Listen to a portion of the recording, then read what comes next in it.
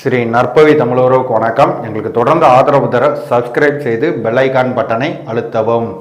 விக்கிரவாண்டி இடைத்தேர்தலை புறக்கணிக்கும் எடப்பாடி பழனிசாமி, அதற்கு காரணம் அண்ணாமலையா?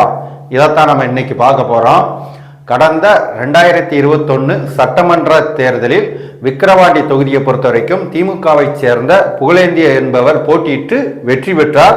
இந்நிலையில் கடந்த ஏப்ரல் மாதம் 6ஆம் தேதி அவர் உடல்நிலை சரியில்லாத காரணத்தினால் உயிரிழந்தார். இதன் காரணமாக அந்த தொகுதி இடைத்தேர்தல் அறிவிக்கப்பட்டு ஜூலை 10ஆம் தேதி இடைத்தேர்தல் நடைபெறும் என்று அறிவிக்கப்பட்டது. ஜூலை 13ஆம் தேதி அதோட தேர்தல் முடிவு வெளியிடப்படும் என்று அறிவிக்கப்பட்டிருக்கிறது. இந்நிலையில் திமுகவின் சார்பாக அன்னியூர் சிவா என்பவர் அந்த தேர்தலில் விக்கிரவாண்டி இடைத்தேர்தலில் போட்டியிடுகிறார். நாம் தமிழர் கட்சியை பொறுத்த வரைக்கும் அபிநயா என்ற ஒரு மருத்துவர் அந்த இடைத்தேர்தலில் போட்டியிடுகிறார். இவர் ஏற்கனவே தருமபுரியில் போட்டியிட்டு தோல்வியுற்றவர் என்பது குறிப்பிடத்தக்கது. பாஜகவை பொறுத்த வரைக்கும் தேசிய ஜனநாயக கூட்டணி, அதாவது என்டிஏ, அந்த கூட்டணியை பொறுத்த வரைக்கும் பாமக போட்டியிடும் என்று அண்ணாமலை அறிவித்திருக்கிறார். இதற்கு காரணம் பாமக விக்கிரவாண்டி அந்த தொகுதியில் கொஞ்சம் வலுவாக இருக்க காரணத்தினால் அண்ணாமலை அவர்கள் பாமகவை தேர்தல் போட்டியிடும் என்று அறிவிப்பு வெளியிட்டிருக்கிறார். இந்நிலையில் பாமகவை சேர்ந்த ராமதாஸ் அவர்கள் தைலாபுர தோட்டத்தில் அன்புமணி ராமதாஸ் மேலும் தொண்டர்கள் பலருடன் சேர்ந்து கூட்டம் நடத்தி யார் போட்டியிட வேண்டும் என்று முடிவெடுத்துள்ளனர். அன்புமணி என்பவர் தேசிய ஜனநாயக கூட்டணியை பொறுத்த வரைக்கும், அதாவது பாமகவை பொறுத்த வரைக்கும் அன்புமணி என்பவர் போட்டியிடுகின்றார். அதிமுகவை பொறுத்த வரைக்கும் அதிமுக பொதுச் செயலாளர் எடப்பாடி பழனிசாமி இந்த தேர்தலை புறக்கணிப்பதாக அறிவித்திருக்கிறார். இதற்கு முக்கியமாக அவர் கூறிய காரணம் என்னன்னா இங்க ஆளுங்கட்சி பணமும் பரிசு பொருளும் கொடுத்து தேர்தலை அந்த இடைத்தேர்தலை நியாயமாக நடத்தாது, அதன் காரணமாக நாங்கள் புறக்கணிக்கிறோம் என்று அதிமுக பொதுச் செயலாளர் எடப்பாடி பழனிசாமி தெரிவித்திருக்கிறார். ஆனா உண்மை என்னன்னா விக்கிரவாண்டி தொகுதியை பொறுத்த வரைக்கும் அதிமுக ஒரு தோல்வி அடையும் என்பதால் தான் அவர்களுடைய இந்த தேர்தல் புறக்கணிப்பு. அது மட்டும் கிடையாது.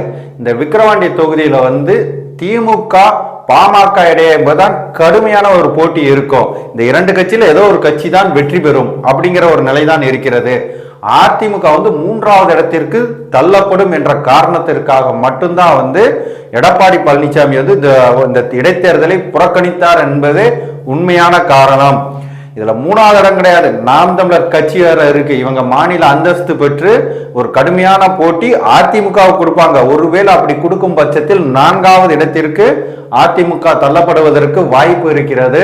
அதனாலதான் இந்த தேர்தலை அவர்கள் புறக்கணித்தார்கள். ஒருவேளை போட்டியிட்டு தோற்றால் அதிமுக தொண்டர்களிடையே மிகப்பெரிய ஒரு சலசலப்பு ஏற்படும் என்பதால் இது 2026 தேர்தலில் எதிரொலிக்கும் என்பதால் நம்ம அதிமுக பொதுச் செயலாளர் எடப்பாடி பழனிசாமி இந்த தேர்தலை நாங்கள் புறக்கணிக்கிறோம், அதுக்கு ஒரு சப்பக்கட்டு ஒரு காரணம் சொல்லி இருக்கிறாங்க. எப்படிப்பட்ட அதிமுக மிகப்பெரிய ஜாம்பவான்கள் எம்ஜிஆர், ஜெயலலிதா போன்ற ஜாம்பவான்கள் இருந்த ஒரு கட்சி இன்னைக்கு எடப்பாடி பழனிசாமி என்ற ஒரு மனிதரால் கட்சி ரொம்ப அழிந்துகிட்டு வருகிறது. ஏன்னா 3ஆம் இடம் 4ஆம் இடம் போகும் அளவுக்கு அந்த கட்சியை சிதைச்சிருக்காரு. இதற்கு மிக முக்கியமாக பார்க்கப்படுகிறது, அந்த கட்சியில் இருக்க 2ஆம் கட்ட தலைவர்களை அனைவரையும் வெளியேற்றி விட்டார்கள். ஓபிஎஸ், டிடிவி தினகரன், சசிகலா போன்றவர்கள் அனைவரையும் அவருடைய சுய லாபத்துக்காக வெளியேற்றி இருக்கிறார். அது மட்டுமல்லாமல் பாஜக ஓரளவுக்கு வலுவாக நிறைய இடத்துல இருக்கு. கூட்டணியிலிருந்து தங்களுக்கு பாதிப்பு ஏற்படும் என்ற ஒரு பயத்தில் பாஜகவையும் அந்த கூட்டணியை விட்டு வெளியேற்றி இருக்கிறார்கள்.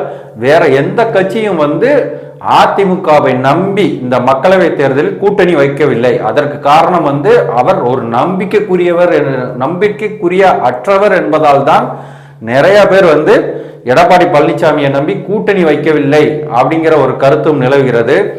இந்த ஒரு சாதாரண ஒரு இடைத்தேர்தலுக்கே பயந்து போய் எவ்வளவு ஒரு கட்சி இன்னைக்கு பின்வாங்கி இருக்கிறது அப்படின்னு அதிமுக தொண்டர்கள், அதாவது பதவி வகிக்கிற அந்த எம்எல்ஏ, அந்த மாவட்ட செயலாளரை விட தொண்டர்கள் அதிகமாக, ஏன்னா இந்த கட்சியை பார்த்து பார்த்து வளர்த்தவர்கள் அந்த தொண்டர்கள் தான். எம்ஜிஆர் காலத்திலிருந்து ஜெயலலிதா காலம் வரைக்கும் இந்த கட்சியை மிகப்பெரிய அளவுல வலுப்படுத்துறது இந்த தொண்டர்கள் தான். இன்னைக்கு இந்த கட்சி அழிவதை அவர்கள் வேடிக்கை மட்டுமே பார்க்க முடிகிறது. நன்றி, வணக்கம்.